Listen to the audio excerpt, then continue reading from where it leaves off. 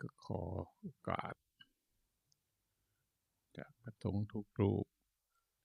จากสามเณรทุกรูปและจากญาติโยมทุกคนขอใช้เสียงเพื่อนำพาจิตใจเราวิธีหนึ่งเข้าสู่ความสงบ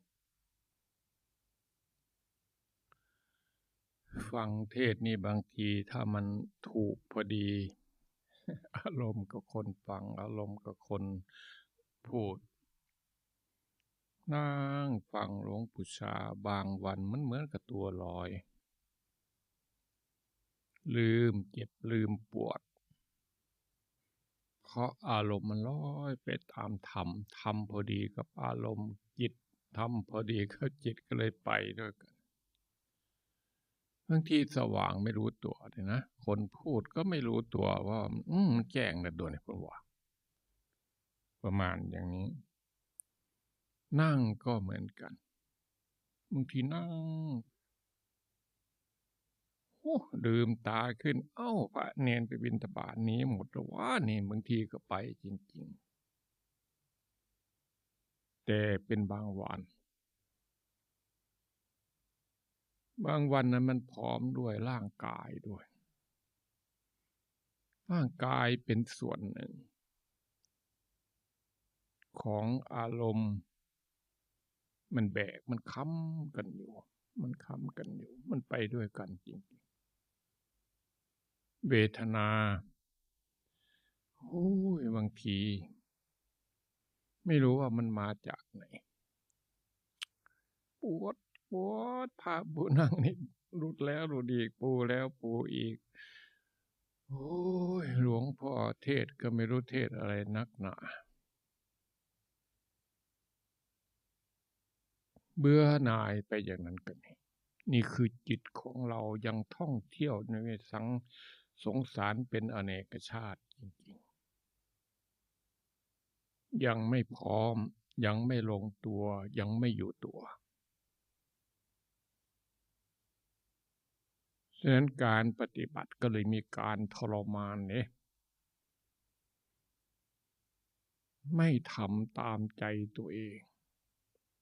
ไม่ทำตามอาการที่มันเกิดขึ้นฝืน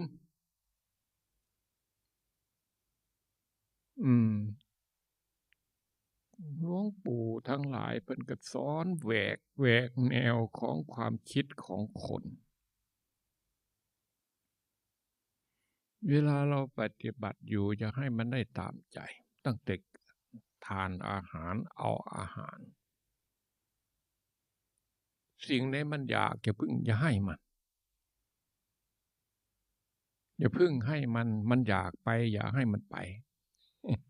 มันอยากกินอย่าให้มันกินมันเหมือนกับพระสารีบุตรสอนลูกศิษย์ก็ดีหรือสอนตัวเองก็ดีท่านจะเข้าไปในบ้านนะเนี่ยยกมือสิหัวสาธุใจของข้าพเจ้ามันจะได้ของเร็วคือให้มันเร็วต้องออกมาเร็วอย่าให้คอยเนี่ยขอให้มันได้ช้าๆจิตของข้าพเจ้ามันต้องการของละเอียดป่าณีตก็ขอให้มันได้สิ่งที่หยาบแม้ได้ของป่าณีตไปก็ไปให้คนอื่นตัวเองอย่าพึ่งให้มันตามใจทั้งหลายเหล่านั้นจะเป็นการปฏิบัติฝืนออกจากความรู้สึกเก่าๆออกจากของเก่าๆถ้าเราต้องการของใหม่ก็เป็นลักษณะอย่างนั้นเหมือนกันฉะนั้นมาปฏิบัตินี้จึงไม่ได้มาทำตามใจมาฝืนใจเส้นบรรทัดเส้นหนึ่งก็คือศีลที่ตีเอาไว้1 2 3 4 5 6 7 8เป็นหลักเป็นหลักเส้นที่2ที่3ต่อมาก็คือ ข้อวัดประพฤติปฏิบัติช่วงก่อนเราเรียกว่าปฏิบัติศีลห้าก็ถือว่าเป็นปกติคนก็ยังกลัวศีลอยู่เหมือนกับพูดผ่านมาที่จริงยังไม่เข้าใจในคำว่าศีลเพียงพอศีลก็เลยเป็นของที่น่ากลัวที่จริงศีลนั่นแหละคือที่เกิดบุญเกิดกุศลเกิดคุณงามความดีเป็นไปเพื่อปล่อยเพื่อละเพื่อวางเพื่อถอดเพื่อถอนก็คือศีลถ้ามาสำรวมตัวเราเองจริงๆเพราะสิ่งนั้นเราจึงมาแม้แต่นักบวชเพราะสิ่งนั้นเห็นดีปานนั้นศีลดีปานนั้นเราจึงออกมาบวชเราจึงมีศรัทธาเพื่อมาปฏิบัติเพื่อให้เกิดความดีแต่เราลืมตัวเราเองไปศรัทธาเรามีเบื้องต้นอยู่บางทีเราก็มาทำลายศรัทธาเพราะความอ่อนแอและเพราะความไม่เข้าใจไม่รู้ศรัทธาแบบไหนศรัทธาหัวเต่าหัวตออะไรก็ว่าไปอย่างนี้ศรัทธาที่ยังไม่มีปัญญาฉะนั้นศรัทธาเขาจึงไม่ไปอยู่โดดๆถ้าเขียนก็ต้องมีตัวอื่นกำกับศรัทธาไปอยู่ในธรรมแต่ละหมวดต้องมีปัญญาต้องมีอะไรมาร่วมอยู่นั้นถ้าอย่างนั้นจะลืมจะอ่อนแอไปอย่างเนี้ยหรือศรัทธาปัญญาอย่างเนี้ยอย่างพระธรรมเนี่ยเนาะพระธรรมหรือพระห้าเนี่ยศรัทธาขึ้นต้นและศรัทธาเหมือนกับพวกเราปากันมีศรัทธาอยากได้สิ่งที่ดีๆอยากพ้นจากทุกข์แม้แต่ลำบากก็มา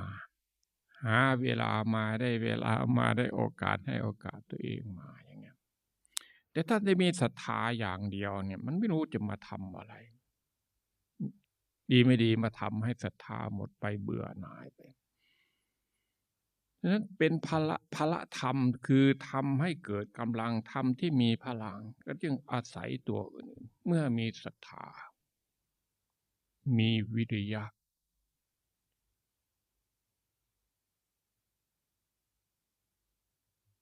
วิริยะคือความภาคเพียรศรัทธาในความหมายวิริยะคือความภาคเพียรมาภาคเพียรคำว่าเพียรนี่ก็กว้างเพียรเราจะทำอะไรภาคเพียร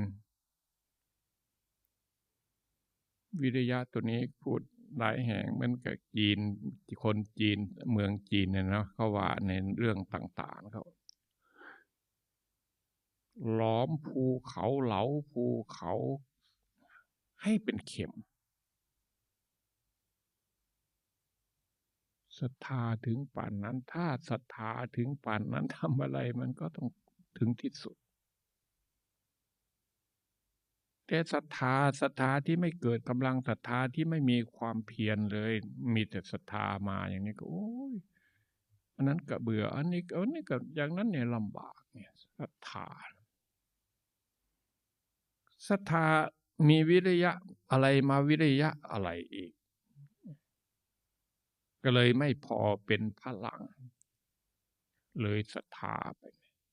สติเพียรทำสติเพียรสร้างสติ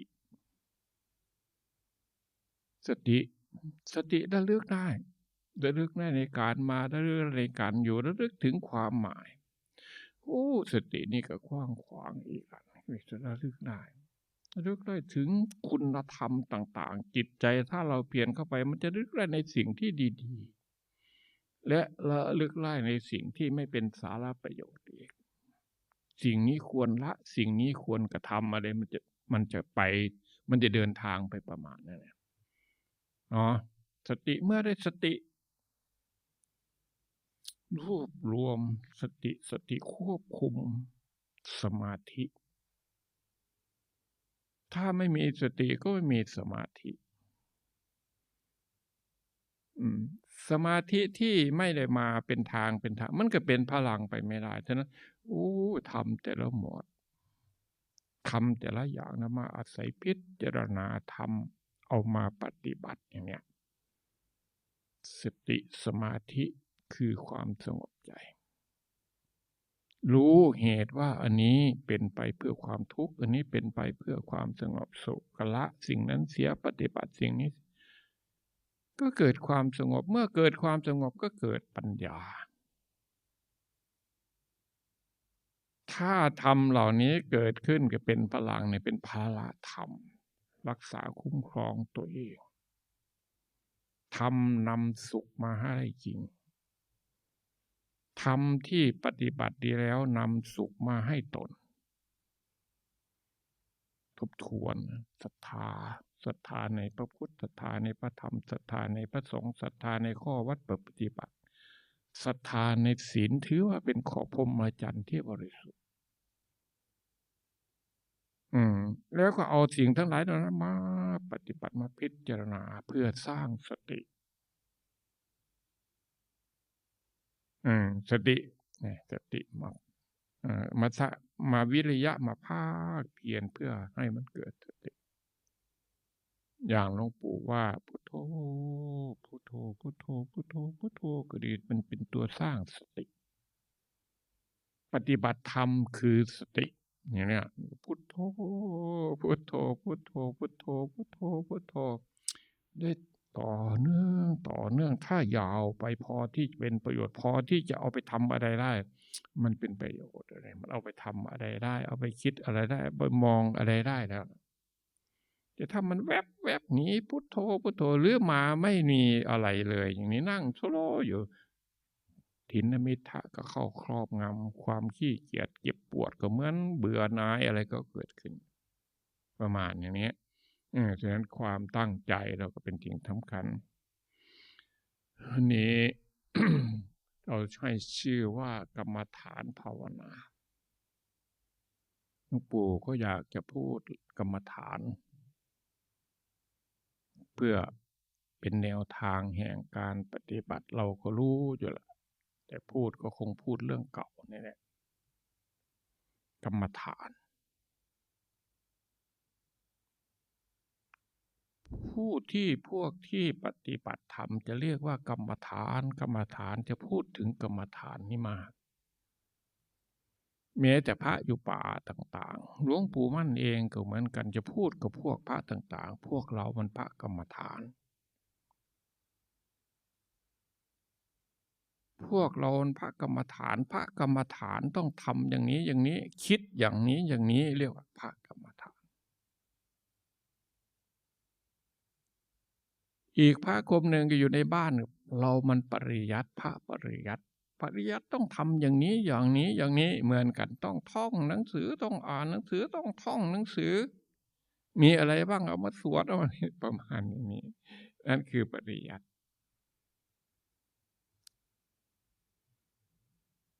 กรรมฐานในต่างประเทศก็ใช้กันว่าไปสืบกันไปปฏิบัติกรรมฐานเข้ากรรมฐานไปเข้ากรรมฐานบางทีก็กรรมฐานยังไงก็ไม่รู้เข้าแบบไหนก็ไม่รู้ว่าไปท่านนั้นเองเนาะ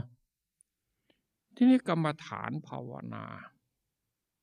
หรือกรรมฐานแม้แต่มาบวชอย่างนี้มาบวชเนี่ย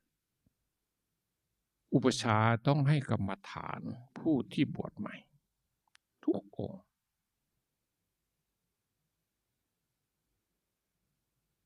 นี่คือข้อปฏิบัติท่านจงเอากรรมฐานไปพิจารณาเป็นอนุโลมปฏิโลมปฏิโลมคือพิจารณากลับไปกลับมาเกสาโลมานะขาทันตาตะโจทันตานะขาโลมาเกสาโลมานะขาทันตาตะโจทันตานะขาโลมาเกสาก็อยู่อย่างนี้ กุณบุตรผู้มีศรัทธาปฏิบัติตามอุปชาเมื่อได้กรรมฐานไปแล้วก็เอาไปพิจารณาเอาไปปฏิบัติบางองค์นั่งอยู่อาสนะเดียวได้ทำเป็นขั้นไปก็มีเนี่ยบางคนบางองค์ก็หลายอาสนะจึงทำให้เกิดให้มีอันนี้ขึ้นอย่างเงี้ยไม่เหมือนกันไม่เท่ากันแต่พวกเราทั้งหลายสมัยใหม่นี่มีแต่พูดอุปชาก็ไม่เคยทำเลยไม่เคยพิจารณากรรมฐานเลยให้ผู้บวชใหม่ไปผู้บวชใหม่ก็ไม่เคยเอาไปพิจารณาเลยเคยได้ว่าได้ท่องตั้งแต่เขาเป็นนาคนั่นเพื่อจะไปขอบวชเท่านั้นเองพระพุทธศาสนาเราจึงเหมือนไม่มีคุณค่าอะไรพระเนนจึงสเปะสปะหลายเรื่องของพระเนนที่เราเห็นถ้าไม่บวชมาแล้วต้องเป็นอย่างนั้นมันเหมือนกันกับศาสนาไม่มีคุณค่าอะไรศาสนาคำสอนของพระพุทธเจ้าเป็นของที่มีคุณค่าแต่ผู้ที่เข้าไปไม่มีคุณค่าอะไรไม่ปฏิบัติตามไปทำลายหนึ่งไม่เข้าใจสองเข้าใจไม่ปฏิบัติตาม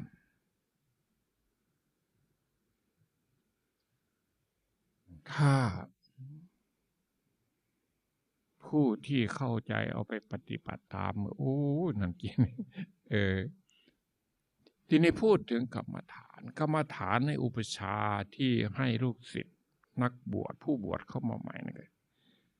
ก็คือความจริงเกษาโลมา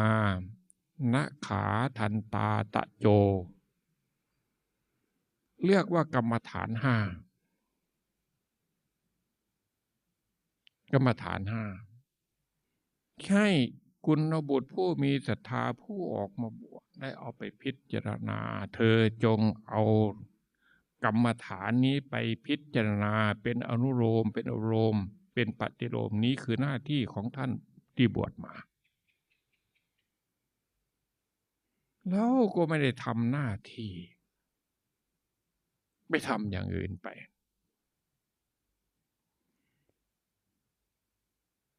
กุณบุตรทั้งหลายเหล่านั้นก็เลยไม่ค่อยได้อะไรไปเลยมันเหมือนกับพวกเราชาวบ้านก็ดีเห็นพระก็สมาทานศีลเห็นพระก็สมาทานศีลไม่รู้สมาทานไปทำอะไรก็ไม่รู้เป็นประเพณีไปศีลก็เลยไม่มีคุณค่าไม่มีประโยชน์เพราะคนไม่เห็นคุณค่าและเพราะคนไม่ได้นำไปปฏิบัติพูดถึงตรงนี้ก็มันก็ของเก่าขึ้นมาอีกหลวงปู่ก็ได้มันเป็นของเก่าเหมือนกับเรามีอาหารเนี่ยเอาอาหารมาตั้งโต๊ะเอาไว้เต็มมีแต่อาหารดีๆพวกเราทั้งหลายพากันมาทำพิธีเปล่าร้องเทวบุตรเทวดาทั้งหลายอินพรหมที่อยู่ที่ไหนพญานาคที่อยู่ที่ไหนในถ้ำไหนในภูเขาในโจงเมนมาเป็นสักขีพยาน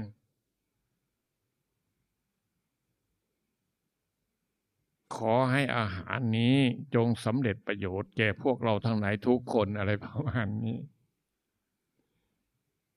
อันนั้นจงไปบำรุงอันนั้นอันนี้จงไปบำรุงไปขอแล้วก็พากันหนีหมดพูดแล้วทำพิธีแล้วก็พากันหนีหมดไม่ได้ปฏิบัติไม่ได้ทานอาหารนั้นไม่ได้กินอาหารนั้นพวกเราจะหายเหนื่อยหายหิวไหมคำขอต่างๆสิ่งศักดิ์สิทธิ์ต่างๆจะมาดลบันดาลให้เราหายหิวได้ไหมไม่ได้เสียเวลาและเพิ่มความหิวของเราเพิ่มขึ้นไปอีกด้วยความโง่เขลาเบาปัญญาของเราเองทำแต่พิธีแล้วก็พากันหนีไม่ทำพิธีได้ไหมได้ทานเลย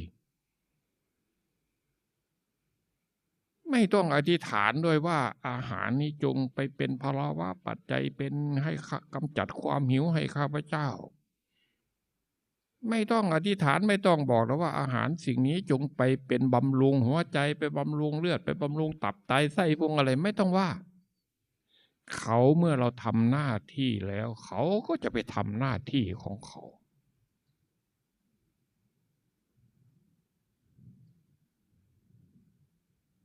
ของเผ็ดของมันของเค็มของเปรี้ยวของอะไรมันก็เป็นของเผ็ดมันไม่เปรี้ยวของมันก็เป็นของมันเราเอามาผสมกันในมันเข้ากันเราพอประมาณอย่างเนี้ยถ้าเรามัวแต่อธิษฐานอยู่แล้วหาสิ่งศักดิ์สิทธิ์มาเป็นตัวช่วยอย่างเนี้ยก็เลยไม่มีประโยชน์อะไรเลยเหนื่อยเปล่าๆประมาณนี้เนาะฉะนั้นถ้าเราทานเลยทานในเวลาทานอยู่นั้นก็ไม่ต้องไปถามคนอื่นหรอกมันจะหายหิวมันจะเป็นยังไงอิ่มมันจะเป็นยังไงกี่ช้อนกี่คำมันจึงจะอิ่มไปหาถามคนนั้นไปหาถามคนนี้มัวแต่จะทานนี้มันจะกี่ช้อนมันจึงจะอิ่มมันเป็นยังไงโอ้ยก็เป็นคนเป็นคนมีปัญหาอย่างนั้นมันมัวแต่คิดมากเกินไปทานเข้าไปกลืนเข้าไปทานเข้าไปเคี้ยวเข้าไปซดเข้าไปแล้วมันก็จะบอกเองอิ่มแล้วบ่อิ่มหรือยังอิ่มแล้วมันเป็นยังไงมันก็บอกยากมันพูดยากจริงๆหายหิวหรือยังต่อไปมันก็ค่อยหายมีกำลังขึ้นเพราะอาหารมันเป็นให้กำลัง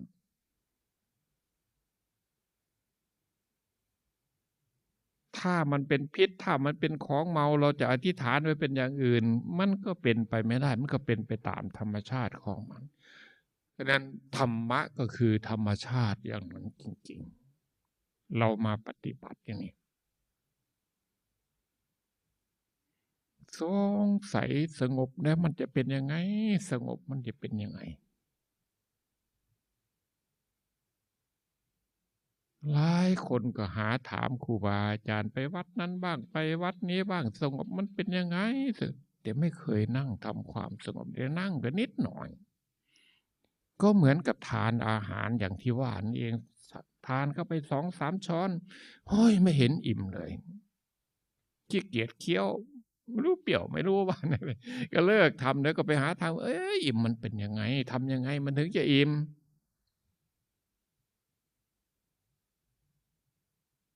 บางแห่งก็อุ้ยหลวงพ่อนั้นศักดิ์สิทธิ์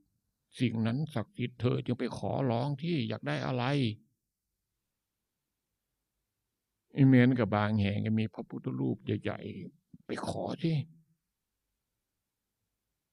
คนมาขอได้หลายอย่างคนมาขอได้หลายคนขอนั้นก็ได้ขอนี่ก็ได้แต่หลวงพ่อเจ้าอาวาสเองจะสร้างห้องน้ำก็ยังลำบากอยู่เลยยังไปขอคนอื่นอีกทำไมไม่ขอหลวงพ่อใหญ่ก็ไม่รู้พวกเราทั้งหลายเอ้ยจงพากันมองเข้าไปหาความจริงธรรมะคือความจริงทำดีมันจึงดีทำถูกมันจึงถูกสิ่งศักดิ์สิทธิ์คือการกระทำอะไรได้อันนั้นอะไรที่เราทำแล้วอันนั้นน่ะมันจะเป็นของเราทำมากขึ้นเราจะได้สิ่งนั้นมากขึ้นถ้าเราเลิกทำสิ่งนั้นจะหายไปแล้วก็หมดไป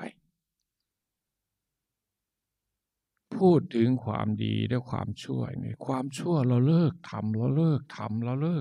ไม่ทำสติเราระลึกได้ว่าสิ่งนี้มันไม่ดีสิ่งนี้ก็เลิกทำนั่นคือปฏิบัติอันนี้มันดีอันนี้มันดีเอามาทำอยากทำก็ทำไม่อยากทำก็ทำพอทำแล้วมันดีนั่นคือปฏิบัติ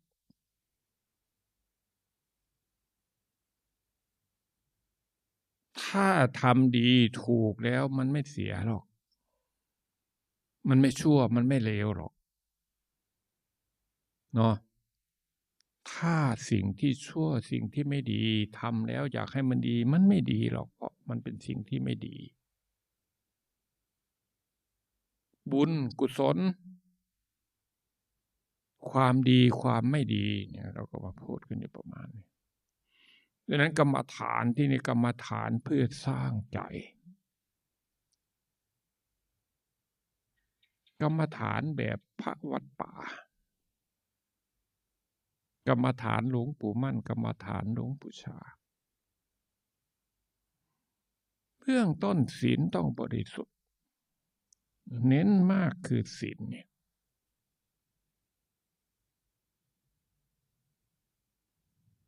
นิดหน่อยก็คือศีลนิดหน่อยก็คือข้อปฏิบัติอันเป็นคำสอนของพระพุทธเจ้าหลวงปู่ชาจะนำพามา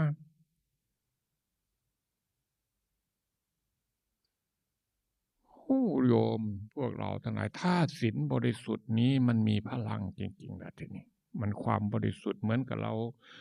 ซักผ้าให้มันสะอาดซักให้มันสะอาดเราต้องการสีอะไรที่ไปย้อมทีนี้โอ้มันจะเป็นสีนั้นงดงามศีลเป็นเครื่องซักฟอกกายวาจาใจการผิดศีลนั้นคือความไม่บริสุทธิ์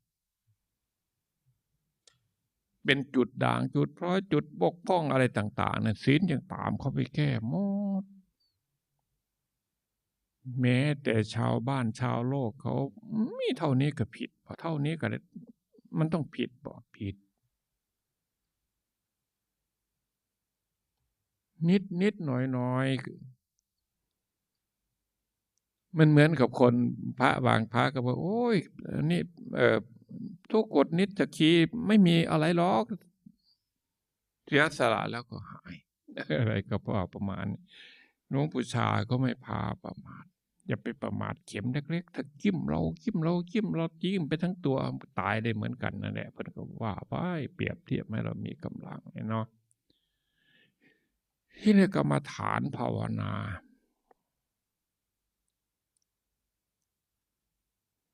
พื้นฐานต้องมีความสงบพอสมควรอีกเลยพิจารณากรรมฐานกรรมฐานคือร่างกายนี้คือกรรมฐานฐานของอารมณ์ต่างๆฐานของความยึดมั่นถือมั่นฐานของความที่เราจะปล่อยวางต้องมาพิจารณาความจริงในที่นี้พิจารณาเนี่ยโอ้ยบางทีมันพูดให้ฟังว่านั่งจะต้องมีความสงบพอสมควรนั่งกรรมฐาน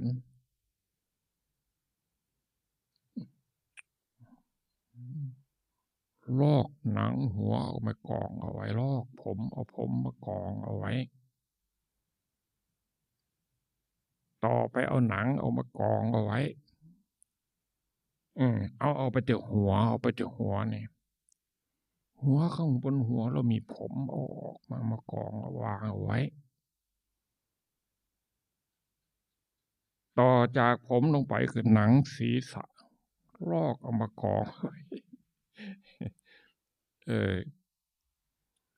ลึกเข้าไปอีกสมอง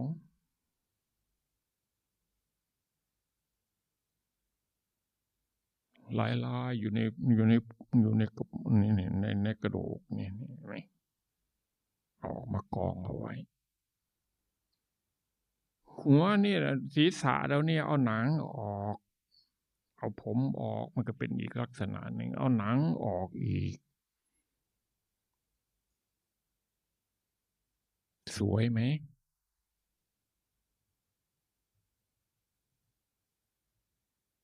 เอาไปให้คนอื่นเขาจะเอาไหมพิจารณาไปถึงความจริงต่ำลงไปทีนี้มาดูฟันมาดูอะไรต่างๆมาดูกระดูกศีรษะ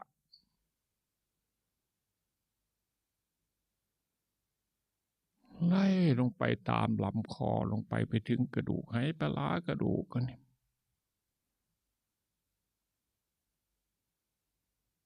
ไล่ลงไปถึงตับไตไส้พุงหัวใจอะไรต่างๆไล่ลงไปกระดูกเป็นโครงกระดูกอย่างนี้หุ้มเบื้องต้นคงจะเป็นตับเนี่ยเนาะซ้อนอยู่กับหัวใจเนี่ยเป็นม้ามเป็นอะไรนี่เป็นพวงเป็นไส้ลงไปนี่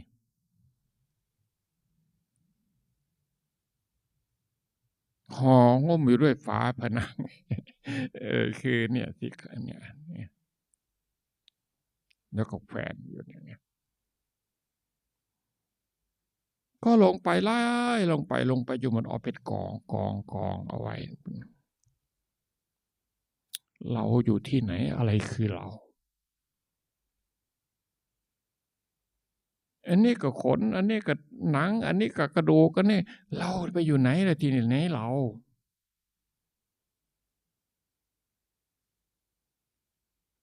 ทำ2 ข้ออนิจจังคือความไม่เที่ยง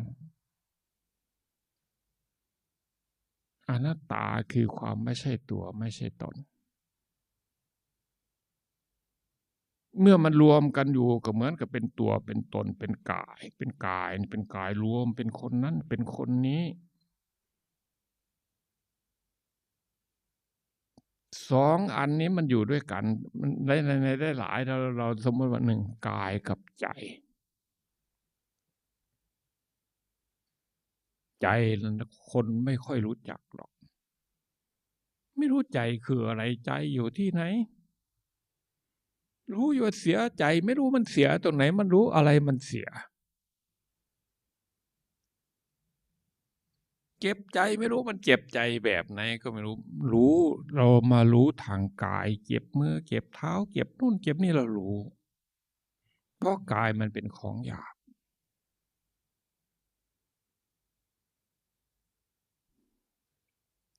กายนี้ก็เลยเป็นตัวเป็นตน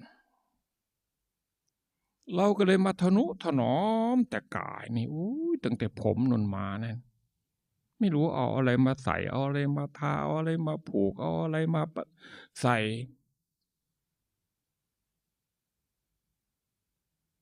หนังเล็บก็เหมือนกันเนี่ยคนสมัยใหม่นี่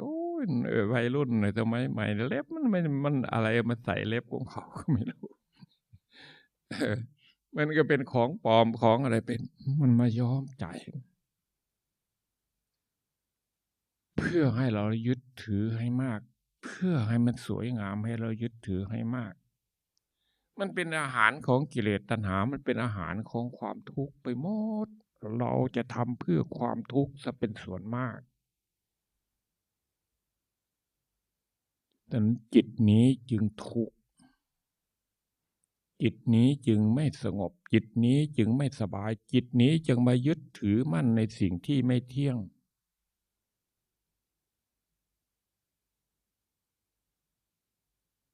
เกิดเป็นทุกข์แก่เป็นทุกข์เจ็บอะไรเป็นทุกข์เราก็เลยไม่ค่อยได้พิจารณาได้อยากแต่หาความสุขอยากแต่หาความสุขได้กินอันนั้นถ้าจะดีอันนั้นว่าไปพังภายนอกไปพวกเราทั้งหลายจิตเลยหิวโหยจิตได้รับแต่ของแสลงจิตจึงเหี่ยวแห้งอ้างว้างว้าเหวโอ้ยมันไปอยู่กับอย่างอื่นเราไปหาอย่างอื่นมากได้ภายนอกได้มากเดี๋ยวก็ยังทุกข์เพราะเราสวดไปตะกี้เห็นไหมมนุษย์เป็นอันมากเมื่อภัยคุกคามแล้วก็ถือภูเขาบ้างป่าไม้บ้างลูกขเจดีบ้างเป็นสรณะไปร้องขออ้อนวอนจากอื่นนู่น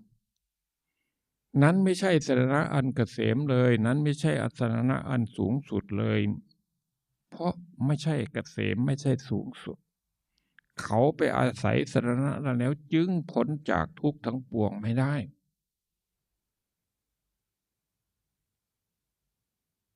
คนที่จะพ้นจากทุกข์ทั้งปวงทำยังไงทีนี้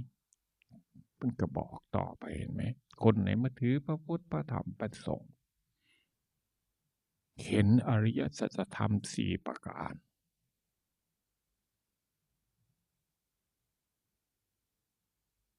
เห็นข้อปฏิบัติคือสัมมามรรคคือมรรคมีองค์8คือหนทางเพื่อจะออกจากทุกข์หนทางก็คือข้อปฏิบัติที่เราจะดำเนินไปเป็นหนทางถ้าเรามาได้ความหมายแล้วก็ปฏิบัติไปตามนั้นก็คงจะเป็นไปเพื่อถอนอยู่เนาะทีนี้กรรมฐานเนี่ยเอามาพิจารณาข่าวที่หลวงปู่ได้ทำเนาะในระหว่างเนี่ยนะพอเป็นว่าพูดเรื่องกรรมฐานกับทำ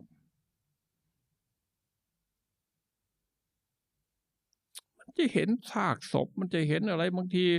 หลับไฟฝันบ้างบางทีเขาเอาซากศพขึ้นมาไว้บนกุฏิโอ้ยน้ำเหลืองน้ำอะไรไหลเยิ้มบางทีตื่นขึ้นมาต้องมานั่งทำใจอยู่ตั้งนานเรายังกลัวอยู่จิตนี้เมื่อในระหว่างมันบริสุทธิ์ที่แรกที่เลยความสงบที่แรกมันเบนไปทางไหนมุ่งไปทางไหนมองไปทางไหนนั้นมันจะเกิดขึ้น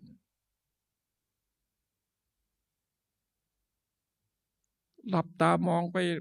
หา3ตัวเลขมันจะออกยังไงหวยมันจะออกยังไงถ้ามันอันนี้พอเดี๋ยวมันก็เกิดขึ้นดิมันก็จะเห็นเนี่ยแต่ถ้าเรานำพาไปอย่างนั้นไม่นานมันเสื่อม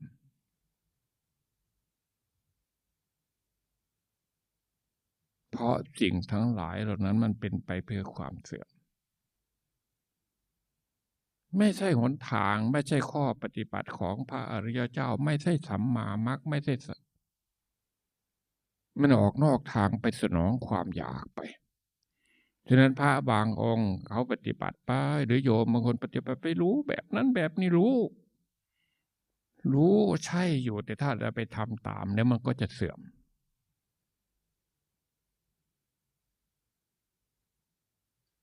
ถ้าเสื่อมแล้วก็หายากเลยทำให้เกิดอีกยากที่จะต้องเกิดอีกมันจะแทบจะลบไปเลยทีนี้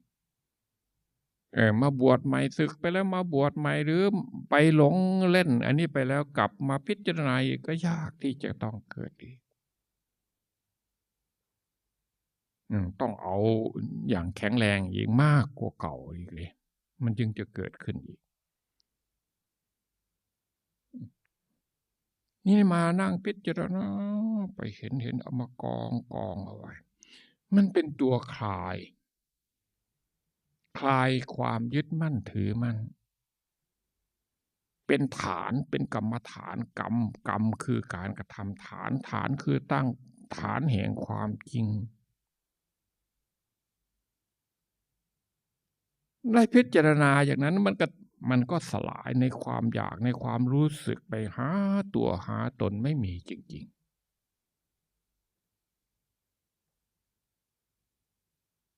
ความยึดมั่นถือมั่นต่างหากเป็นตัวเป็นตนนั่นคือปฏิบัติภาวนาเข้ามาสลายด้วยกรรมฐาน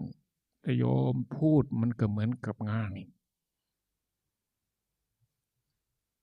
บุคคลผู้มีความเพียรทำอะไรมันติดต่อศีลเราต้องบริสุทธิ์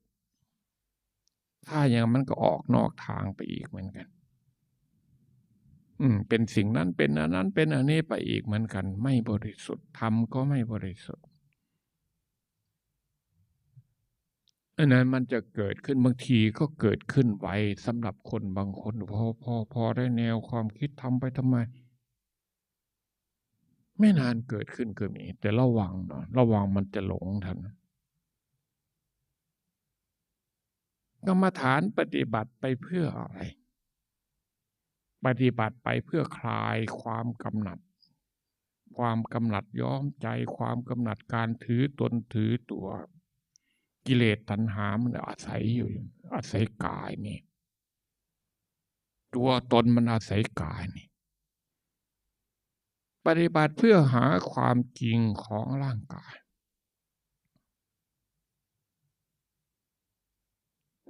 เดี๋ยวมันจึงจะคลา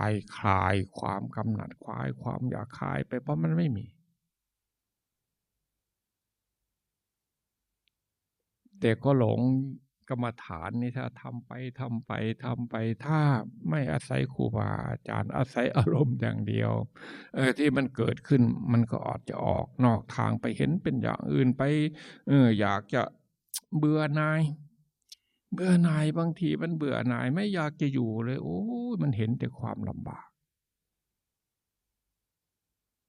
ข่าวที่มันกรรมฐานทำมากๆมันไม่กลัวตายเลย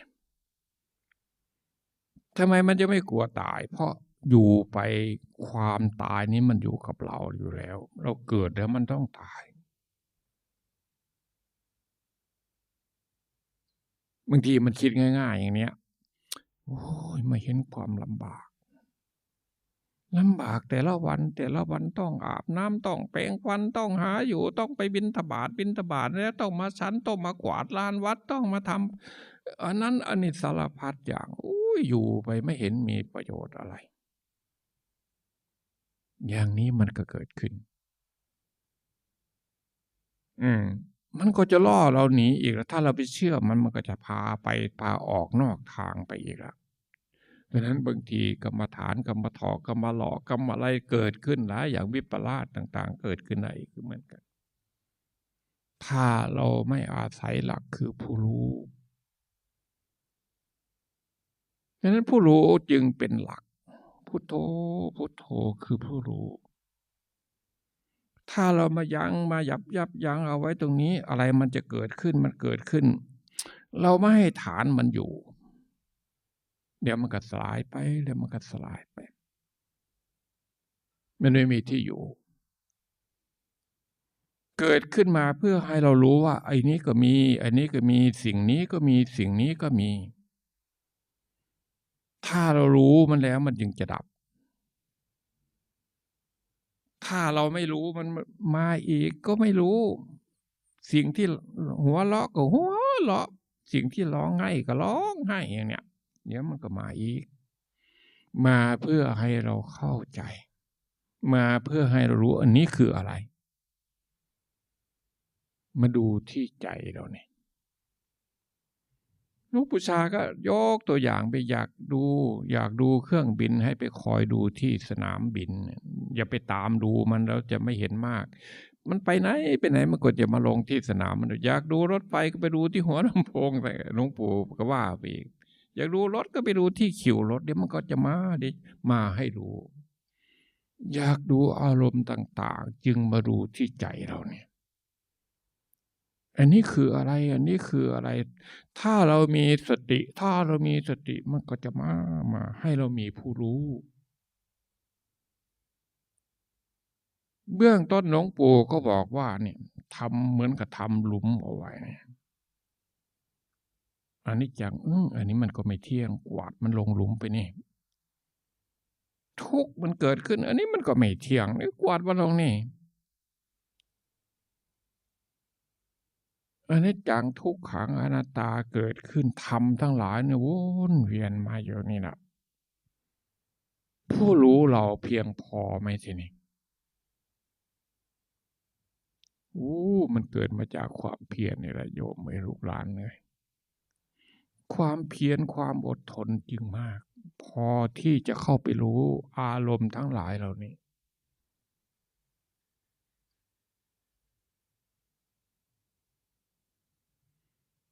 ทั้งหลายเหล่านี้ก็เลยมาเป็นปุ๋ยมาเป็นกำลังให้เราหมดละมันถ้ามันมาเป็นธรรมแล้วเรา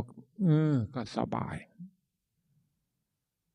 ผ่อนคลายความยึดมั่นถือมั่นต่างๆไม่ใช่เราถ้าพูดถึงธรรมะปฏิบัติอย่าง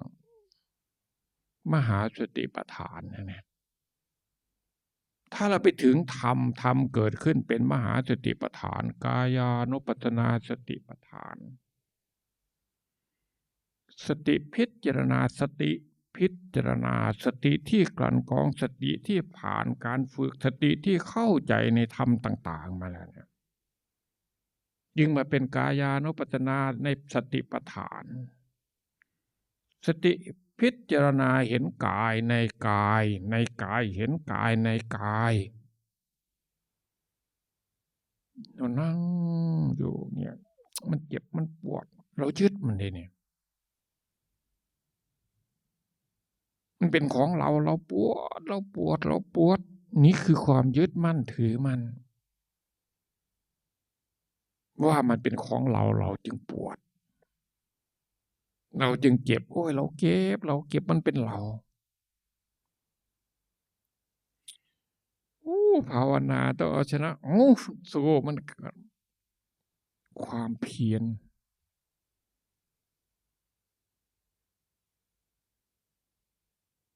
เหมือนอย่างหลวงปู่พูดในฝั่งนะหลวงพ่อองค์หนึ่งพูดนั่งทั้งคืนไม่ตายพรุ่งนี้ว่ากันใหม่จิตของข้าพเจ้าจะเป็นยังไงนั่งอย่างเดียวอย่างนี้มันมันจะผ่านไปจริงๆแต่เราก็สู้มันไม่ไหวเนี่ยเพราะมันอึดมันถึงมันตามมาถ้ามันถึงกายานุปัสสนาสติปัฏฐานสติพิจารณาเห็นกายในกายสักแต่ว่ากายไม่ใช่สัตว์บุคคลตัวเราเราก็ไม่มีเขาก็ไม่ใช่ก็เลยกายก็สักแต่ว่ากายมองเห็นกายมันปล่อยวางไปเวลานอนหลับเรารู้ว่าเราเจ็บโน่นเจ็บนี่ไหมแต่มันหลับนะไม่รู้บางทีนอนเอาทับแขนตัวเองตื่นขึ้นมาจนชาไปหมดมันไม่รู้หรอกนี่ขนาดมันหลับได้นี่ถ้ามันปล่อยวางนะดังนั้นเราจึงจะเห็นความยึดมั่นถือมั่นนี่แหละเรามานั่งเราเห็นความยึดมั่นถือมั่นว่าขาเราว่าอันนั้นเราอันนี้เราเป็นนู่นเราเป็นนี่อันนั้นของเราอันนั้นของเรามันจึงหวง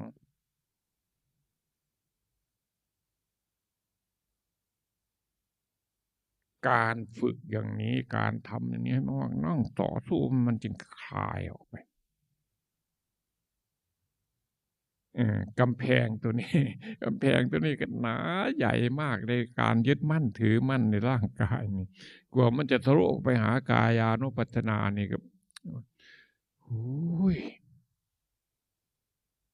ไม่ว่าจะพวกเราเลยแม้แต่พระพุทธเจ้าเห็นไหมเมื่อตัดสรู้แล้วมันท้อใจเลยธรรมนี้ลึกซึ้งคัมภีรภาพมากจะไปพูดให้คนฟังคนจะเข้าใจยังไงพูดให้ฟังเข้าใจแล้วมันก็ไม่กล้าที่จะปฏิบัติจนท้อถอยนั่นเองฉะนั้นทำเกินคนก็ทำมากอยู่เราจึงจะได้มากเราจึงจะมีมากทำน้อยอยากได้มากพิษทำมากอยากได้น้อยพิษนั้นคือความเป็นธรรมของธรรมชาติอะ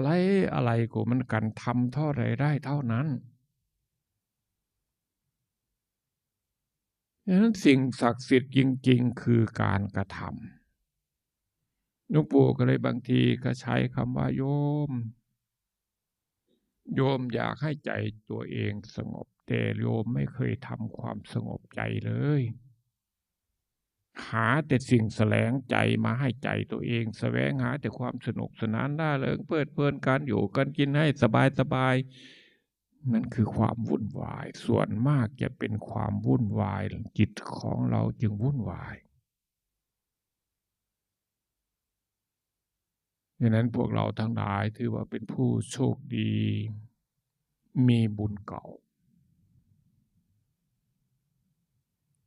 เราได้มาเพิ่มเติมความรู้สึก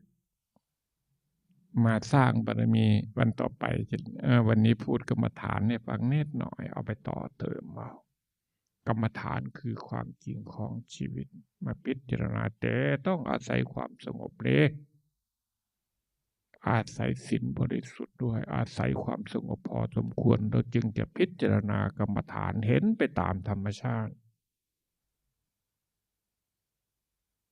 ถ้าเห็นธรรมชาติและความยึดมั่นถือมั่นความสวยงามต่างๆมันจะถูกคลายออกหมดเลยนะมันไม่สะอาดเลยเห็นไหม ไม่น่ารักเลยหนังก็ดีผมก็ดีขนก็ดีสมองก็ดีเส้นเอ็นก็ดีน้ำดีน้ำเลือดน้ำหนองน้ำเสลดน้ำมูดน้ำคูดหาของดีในร่างกายมันมีไหม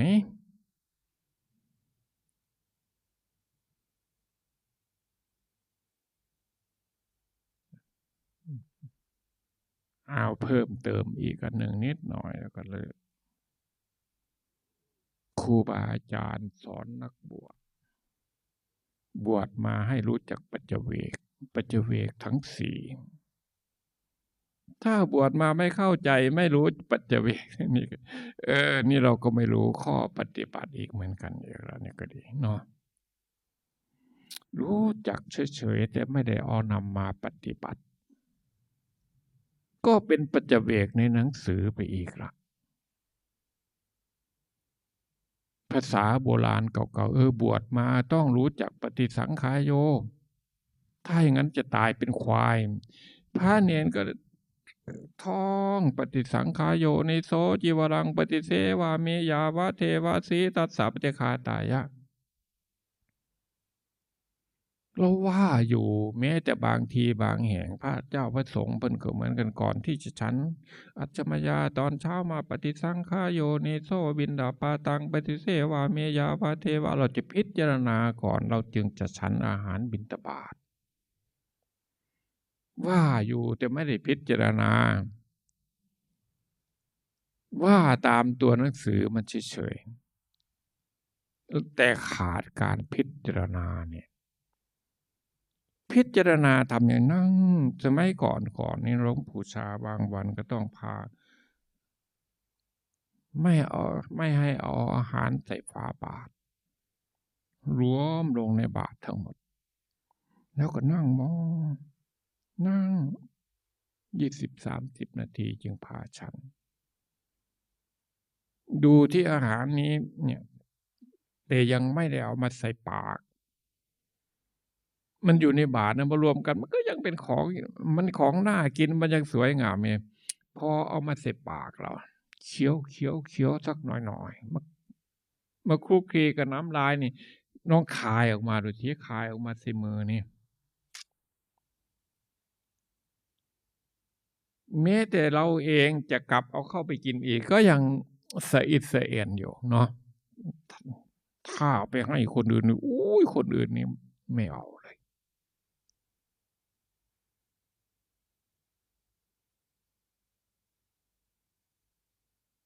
ฉะนั้นปัจเจเวกอันสุดท้ายเนี่ยเรียกว่าธาตุปฏิคุระปัจเจเวกเนี่ยจึงมาเห็นธาตุอันเป็นธรรมชาติอาศัยกันแล้วก็เกิดขึ้นเมื่อสิ่งนี้มีสิ่งนี้จึงมีจีวร นี้ไม่เป็นของน่าเกลียดมาแต่เดิมขันมาถูกต้องเข้ากับกายอันเน่าอยู่เป็นนิดนี่แล้วก็กลายเป็นของน่าเกลียดไปด้วยกันร่างกายเราไม่สะอาดจริงๆ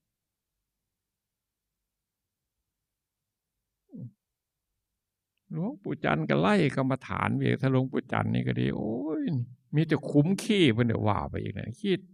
หูก็มีขี้หูตาก็มีขี้ตาจมูกก็มีขี้จมูกปากฟันก็มีแต่ขี้ฟันบางคนไปใกล้ๆพูดโอ้ยเหม็นกลิ่นเหม็นไม่สะอาดไม่สวยงามนั่นเป็นกรรมฐานมันจึงจะคลายได้มันจึงจะคลายความกำหนัดยึดมั่นถือมั่นอาศัยการพิจารณาเบื้องต้นสิ่งนี้จึงจะเกิดขึ้นเขียนเพราะมันเกิดขึ้นแล้วเพราะได้ปฏิบัติเกิดขึ้นแล้วจึงเอามาเขียนแต่ถ้ามาท่องเฉยๆก็ได้แต่ชื่อมันเท่านั้นเองประมาณนี้ไม่คลายไม่ลดไม่ละดังนั้นคำว่าปฏิบัติจึงปฏิบัติเพื่อให้เกิดไปเห็นความจริงเปิดนั้นปฏิสังขายโยปัจเจเวกทั้งสี่เอาหนึ่งธาตุอันหนึ่งอติปฏิสังขายโยปัจเจเวกอะไรล่ะ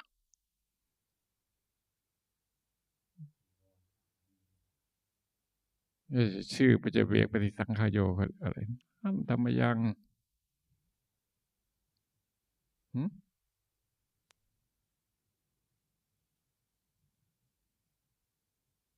ที่เราหันทำไปยังมาหันทำไปยังโอ้ยว่าปัจเจเวกก็เป็นถูกปัจจุบันเห็นไหมว่ามันพอจะว่าไม่ออกมันจะไม่ออกดิเอาปฏิสังขายโยอัจฉมยาอตีตาปัจเจเวกอัจฉมยาอตีตาปัจเจเวกปฏิสังขายโยปัจเจเวกอะไร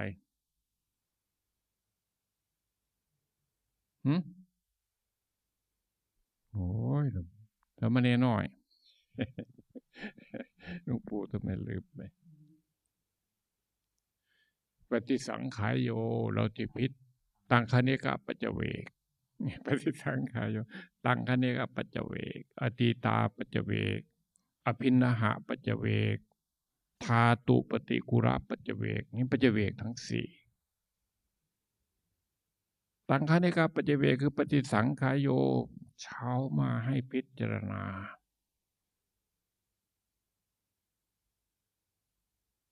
เราจะพิจารณาก่อนจึงจะนุ่งห่มจีวร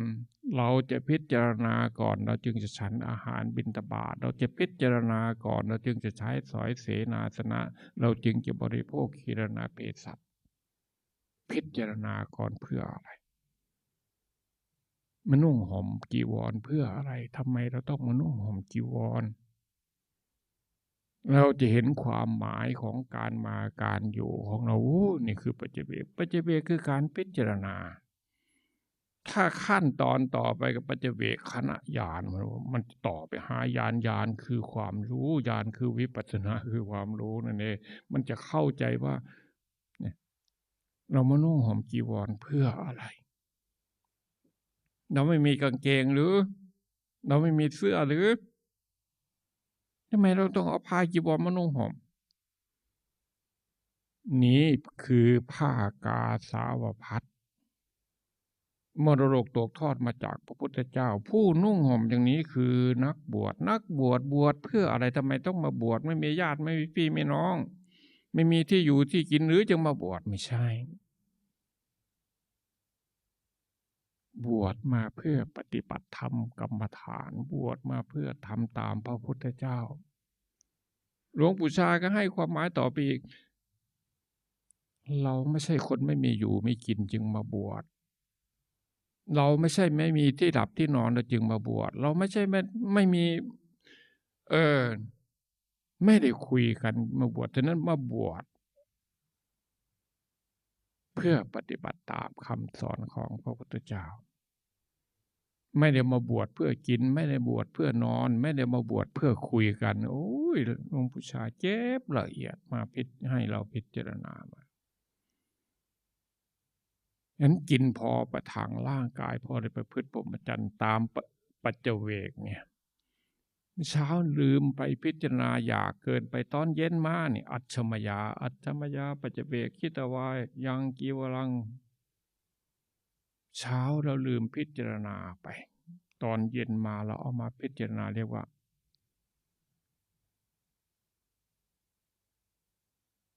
พิจารณาสองอย่างค่ำมาอะไรมาบ่อยๆจงพิจารณาอย่างนี้ทุกวัน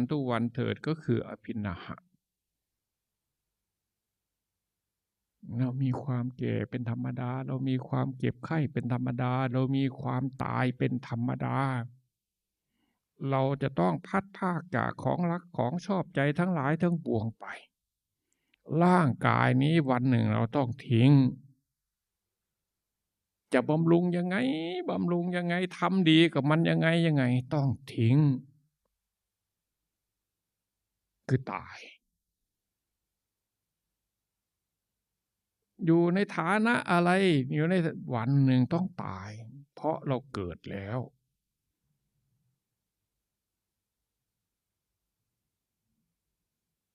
ประมาณอย่างนี้เห็นทั้งหลายเหล่านี้เป็นของธรรมดาจงพิจารณาอย่างนี้ทุกวันเถิดเราจะต้องพัดภาคจากของรักของชอบใจทั้งหลายทั้งปวงทั้งสิ้นเหมือนกับคุณพ่อประเสริฐคุณหมอประเสริฐโอ้ยท่านทำเอาไว้มากมาย ไม่ใช่เครื่องกันทั้งหลายในที่สุดก็ทิ้งไปพระพุทธเจ้าก็ทิ้งไปใครอะไรพระเจ้าแผ่นดินก็ทิ้งไป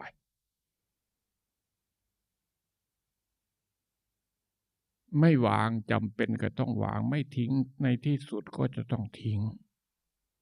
ดังนั้นการพิจารณากรรมฐานการปฏิบัติอะไรต่างๆก็ดีจึงมาลดละมาเห็นความจริงทั้งหลายนั่นคือเห็นธรรม